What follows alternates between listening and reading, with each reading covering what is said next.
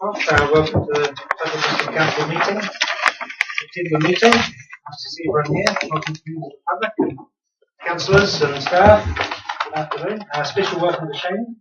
He's our secretary. He's been away and had twins and come back. So welcome back. Okay. Apologies we have from Councillor Truman, who's an Auckland, and also Councillor Hart. Move at the left, Councillor Park, thank you. Second by Councillor Stewart. All those in favour, please say aye. Aye. Those against? Carried. Your Worship, just like to draw your attention, Councillor Krasiowski's name missing on the members list on the front page. Yeah, I got five. Hey, good point. Sorry, yeah, that's fair. So not an apology. Well picked up. My apologies. Not a problem. You can only agree on Okay, we'll go to item 1, which is presentation, annual report presentation from Destination Great Lake Taupo. And you have a report here tabled here previously. We have here Ray Salter and Vanessa Freeman. Are we going live, Lisa? We're all up under control? Okay. Good afternoon, Ray and Vanessa. The floor is yours. We've obviously received your comprehensive report. So, yeah, it's been well detailed in there, but I'd like to just hear from you. You can present to us what you want us to confirm with the report, if you like. Okay, thank you, Mr. Mayor. We're just going to give a brief overview of the performance criteria for Destination Great Lake Taupo and the achievements, and then Vanessa will talk briefly about the projects and what they've achieved. So I understand that you had the report, you will have read it, so we'll just highlight a few key items as we go through. Just apologies too for the formatting. Some of it's been knocked out, but you'll see the main message as we go through. Got a different font than you, apparently. Just talking about the board, the council have appointed this year 2 new members, and Neil Gestro and Sue Sullivan, and from the chair's perspective, certainly I appreciate the work that the council put in terms of selecting board members, and from my perspective we've got a highly skilled, highly qualified board in terms of their breadth and depth of tourism knowledge and expertise, and that certainly makes my life much easier. So thank you very much, council, for your selections. Just talking about the region, overall this is the best number that we can get, $400 million worth of economic activity in the region, and over 2,000 full-time employees in the region. So it is a big employer in the region, and that's about 14% of GDP. Now, these are the performance targets for DGLT, and you can sort of read them at your leisure, but I'd really just highlight a couple of things in this. It might not look very much, but a length of stay there has increased from 1.71 to 1.79. You may think that's sort of down in the weeds in the decimal place 2 steps away, but that number is extremely difficult to move.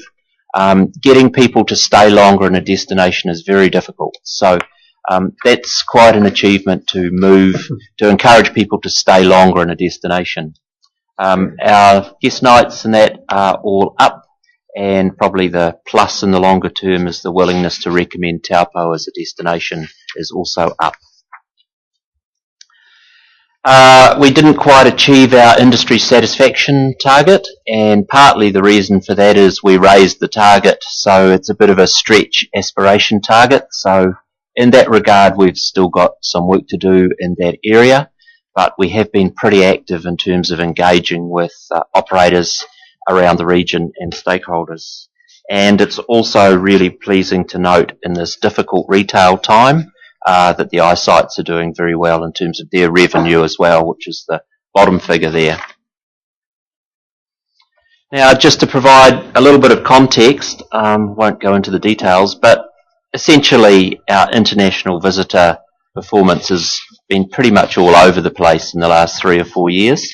It's been up in the current year, but was flat from the preceding year.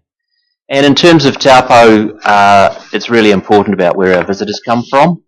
And in that slide, you'll see the UK hasn't particularly performed very well, and they're a big visitor market for Taupo. Germany is an important market for Turangi, and that's well up.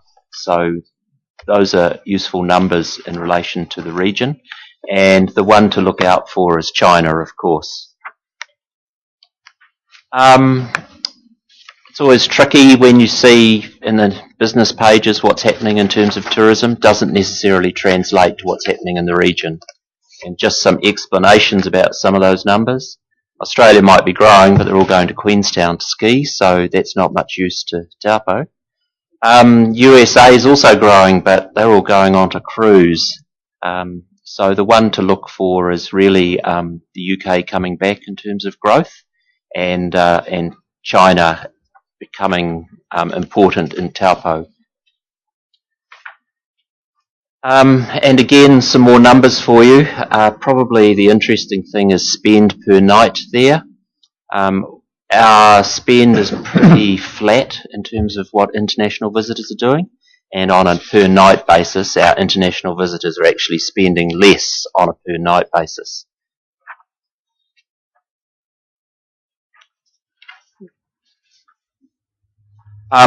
Domestic is the most important component of Taupo tourism, and that's the latest data we have, which is not very good in terms of its timeliness, but it is growing consistently, and what we are seeing is that the domestic New Zealand visitor, in terms of coming to Taupo, is substituting for UK visitors as the sort of overall trend. So in the board's view, we've managed our way through some pretty difficult years in terms of tourism, and we've got a pretty positive future in front of us, and if we can hold and grow the domestic and then capture some of the new markets coming into New Zealand, then that will be positive for Taupo tourism. And Ness will talk about some of the specific projects that we've got underway. Okay, so don't need to be that close.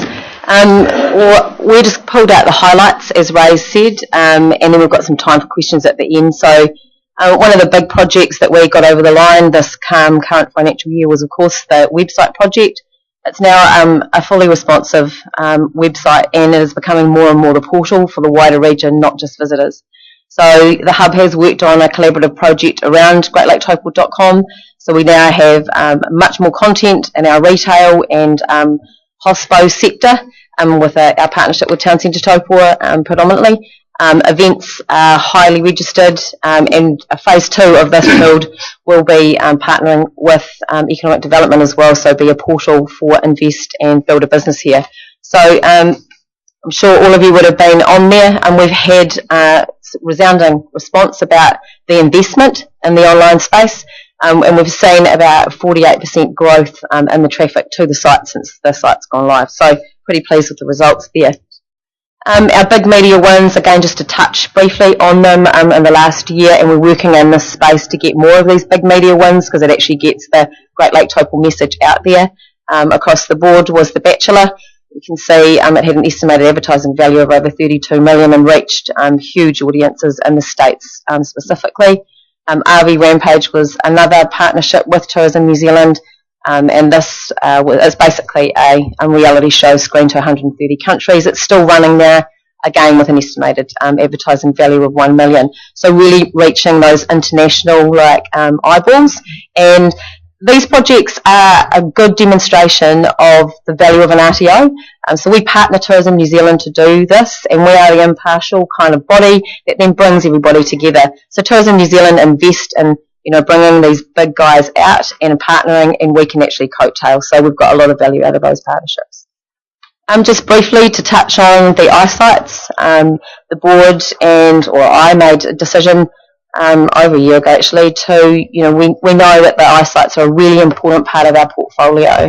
They are our face-to-face team that, attract visitors, or actually get visitors to stay longer and spend more. So we've brought the Taupo and Turangi eyesights together, I guess, as a one business unit. We've also integrated our first phase of sort of online and face-to-face booking as well. So working with the team at the eyesights to, be selling product across the counter, but then also echoing that online to be front-footing the loss of purchasing to online. So looking forward, we've got a couple of really big opportunities. Never before has a collaboration of regions hosted Trends, which is our biggest travel trade event, which both Rob and David attended last year. The Marketing Alliance of the 8 Central North Island RTOs have actually won the bid to host this event, and it's in May next year in Rotorua. So it's actually a fantastic opportunity, not only for tourism, but for business, because we host over about 300 international travel buyers that come from all over the world. So lots of opportunity for many of you in the room to actually attend and see how that impacts us. Some other key opportunities moving forward for tourism. Just recently, we've been doing a lot of work with DOC. We've appointed together a tourism partnership ranger, and Amelia actually works part of her time with us and alongside us. She'll be working with us on some key projects moving forward as well. We've also identified, alongside the Tourism 2015 framework, the national framework, the air connectivity is a very big topic for us, so we've actually segmented out a piece of work with Air New Zealand and the airport around that, so we'll be working specifically on that. These were just some targets and performance to date on the work that we've actually been doing around the winter stuff. So, you can see we've set targets and achieved a lot of that sort of exposure stuff. So we're getting good results with our marketing, but you'll see those in our first quarter report as well. So that's kind of us. Again, like I've said, just pulled highlights out. So, we've got a few minutes for questions now, so I'd be really interested if you have any questions. Fire ahead.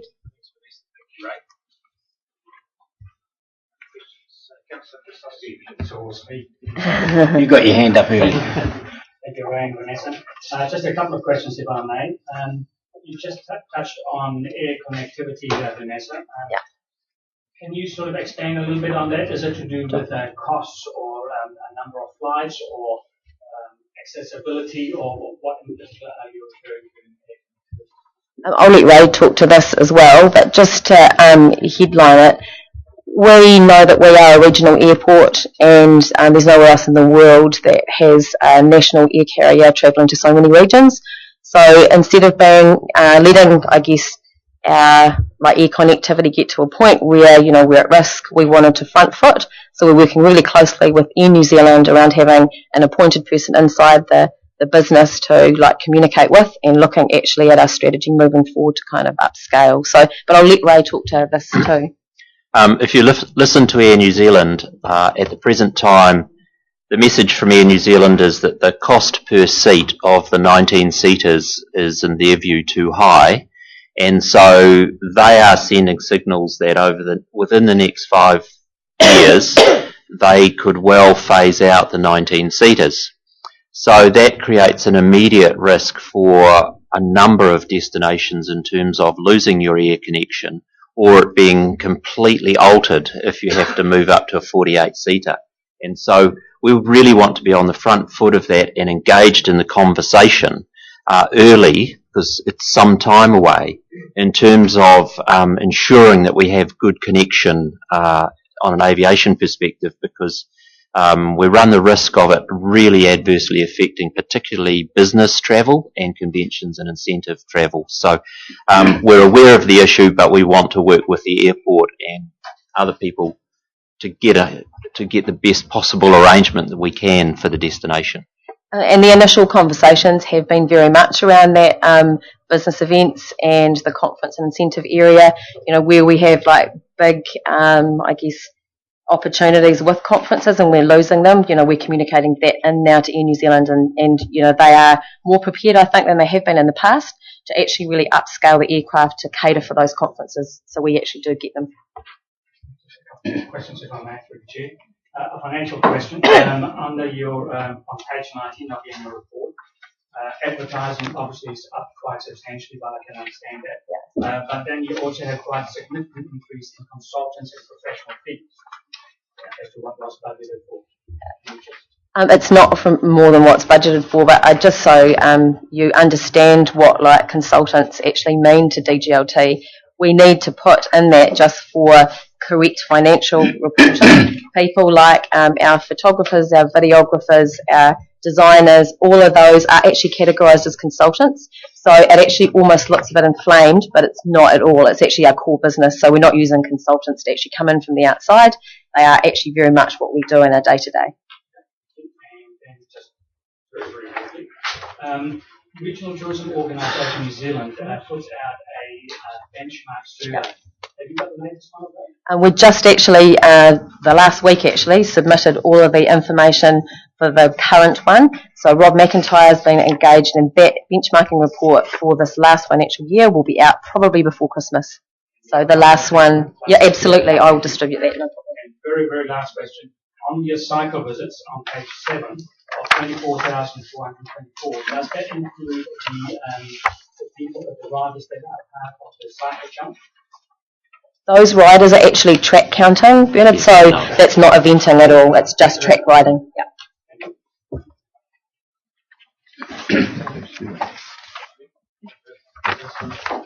I'll ask two, but I have a number. In regards of the revenue increase from eyesight, which is congratulations to them for doing that, what's the figure in regards of bus ticket sales? Has that altered that in any way at all? I don't have the number off the top of my head, but yes, it does. I think it was 40,000. Gales, yes, so she... 33. So would that have been an increase on the 12 months before? Yeah. So that therefore would affect that 6.something%. I think even if you take that out, there has been a significant improvements in the performance of the eyesight. Yeah. The other second question at this stage will be the 16% increase in regards of Ruapehu. Why are they doing so well at this stage compared with us here? It's an interesting one, that, because the trend has been over about the last 7 or 8 years. Ruapehu, and particularly Ohakuni, are really attracting quite a lot of visitation for the cycle trails around the district. So whereas it used to be just a winter destination, it is increasingly becoming a 2-season destination as well, and it's pretty much driven by mountain biking. What I will add to that too is it's off a smaller base as well. So our base is hard. We're actually harder to move percentage-wise because we've got a way broader base than they have. So yeah, and like what Ray said, an influx of bikers and hikers definitely has impacted those numbers. So at the moment, there's no conception of having joint working with them to get the guys to ski here as well as skiing on that side? We already work in a collaborative marketing alliance with Ruapehu, so we do destination marketing in the international space alongside them, and we are kind of in conversation with them a lot, and there has been, you know, that discussion on and off the table, but certainly we already work in collaboration with them quite closely, so. Thank you. Cousins. Through you, Mr. Chairman. Thank you, Ray and Vanessa. Good presentation. A couple of questions just on that Ruapehu question that Councillor Boddy raised. I'm not familiar with trends or what happened, but I understand that Ruapehu's presentation was pretty out of this world. They apparently took up double space this year, and they do it every year. They were quite out there. Are we keeping up with that, with what they're doing? Just to give it context again, so this last year, like at Trends, and probably for the last few years, and that has been at the direction of the industry, we've probably put less focus on international marketing and especially in the long haul space, more on domestic. We're actually coming back into that international space, so it's absolutely amazing opportunity to collaborate now with this coming year for Trends. We probably have had a light presentation at Trends in the last few years, but that's actually all about putting funds in the right place to get return where we actually really need to point our stick. So Ruapehu have done a lot of work to try and get those internationals at Trends, but it's only one part of the full portfolio, and it's emphasis based. So going forward, we have a lot of opportunity to get in front of those long haul international buyers rather than looking behind. I think looking forward, the opportunity is great. And that's what I'm saying, is I understand that they're at their desk, whatever they had like LCD or LED displays and revolving pictures, and we have posters stuck up, and I'm just thinking, is there something to be learned from? I'm not telling you how to do your job like that, but and I'm sure you are working in with them, but that's what just on the back of what he said about Ruapehu doing well, is that partly that? One of the other challenges that Taupo faces at Trends is that a lot of our big operators are nationally connected. So, like the Hilton, for example, will go under the Hilton chain in the hotel sort of area rather than the destination location. So we lose some of the identity of some of our big operators, which is a challenge which Ruapehu doesn't have. Just another couple of questions, if that's all right. On domestic spend that you had up there, it said 2013. Is there anything of 2014 or?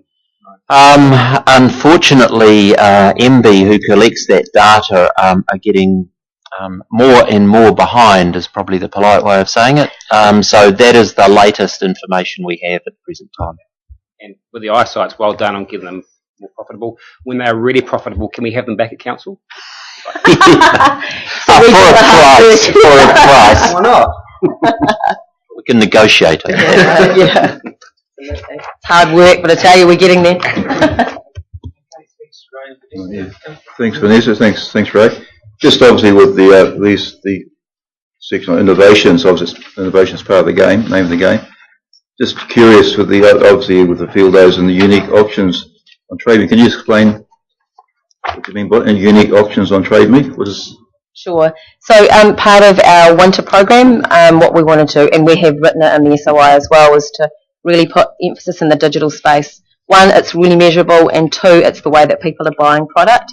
So what we did was, instead of actually marketing our destination as a discounted, and trying to pull people by a discount, we actually promoted unique things that from in this region and packaged them all together. So we got the homepage of Trade Me a few times over that period. It was basically unique auctions on Trade Me to try and get in front of more eyeballs. So that was the unique auction package part. The field days, again, we wanted to actually experiment last year to see if the field days was a good consumer show to attend to get return in our domestic market. And we built our database by thousands going over there, and we engaged with, even more people that are target market in the domestic area. So we're looking to actually collaborate with enterprise this coming year. We had so much success off the back of field days that we will be doing it again, and with partners. So just with the Auckland shopping malls, obviously that's a good idea. What about a lot of the tourism comes from south, Wellington as well? Did you do the same in Wellington, the shopping malls and things like that? We haven't run that roadshow in Wellington. We did, the roadshow was run the summer prior. We did get marginal results, but we're finding better results online. Those roadshows take a lot of resource and a lot of expense, so we're getting better results online, so we'll probably put more focus there. We will. Chairman, I have a few more if there's no one else at this stage. In regards to the bed nights, are you able to do a breakdown from direct marketing from destination versus the marketing from events, so we know exactly what bed nights events are capturing outside of the gambit of destination? You could probably do a really rough cut of that, but you wouldn't get it to any great accuracy. Could I then refer to the statement in regard on page 9, is it 9? 6, sorry, in regards to January 1.94 bed nights. Now, correct me if I'm wrong, when that was raised at your board meeting, which might have been February or March, Andy Blair stated it was because of an influx of contractors. Are we talking about the same 1.9? It was to do with Contact Energy and some of those. That was length of stay discussion. Yeah, it was. Okay. And it could well be that some of those bed nights are attributed to business stay. Yeah, that was the answer that we got at the board Yeah, meeting. that's right. What we did after that board meeting though was go back over, so Maggie and I looked at actually the trending because we thought it might be actually a spike that was driven by that. but like Ray said, the length of stay is very hard to crack. We saw trending right throughout the year and especially in the winter, that was up. So potentially I don't think it will be attached to any one or two big projects. We did actually trend up all year. So Finally, Mr. Chairman, in regards of finances in your comprehensive statement of income, $500,000 extra on operating expenditure. I know some of that 100,000 would have been the new website. What made up the bulk of the rest? operating expenditures, not marketing at all. I could give you like a breakdown, but off the top of my head, I couldn't pull all those things. A lot of that will be actually running the business rather than doing the marketing. But it's another $500,000. I mean, how's that? If it's running the business, why come it's $500,000 more expensive from the year before?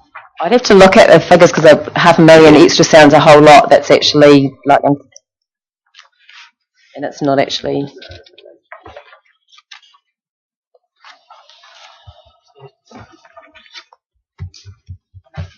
Through the chair. It is marketing. Look at, Oh, it is. notes in the financial statements on page 18, and it's like a breakdown of the expenditure of the 1.4. Is that the expenditure? Yeah, there is a breakdown there. No, it's advertising. Advertising. Yeah, it is. I think if you look at the top two lines of page 19, you'll see that's where most of it is. So that is preparing the marketing campaigns and doing the marketing campaigns effectively. Because advertising is the external expenditure and the consultants is the photographers and designers and all the rest To of it. show that I actually have read the document, that's actually yellowed, and I haven't just done that. What I wanted was to get your explanation. If you're going to spend double your advertising, but we may not be seeing it at this stage when we talk about bed nights and spend, are we getting a return for that advertising? And that's the $64 million question. But it's the right place to put it. Yeah. Thank you. Okay, thanks, Ryan and Lisa. Other questions? Thank you very much once again.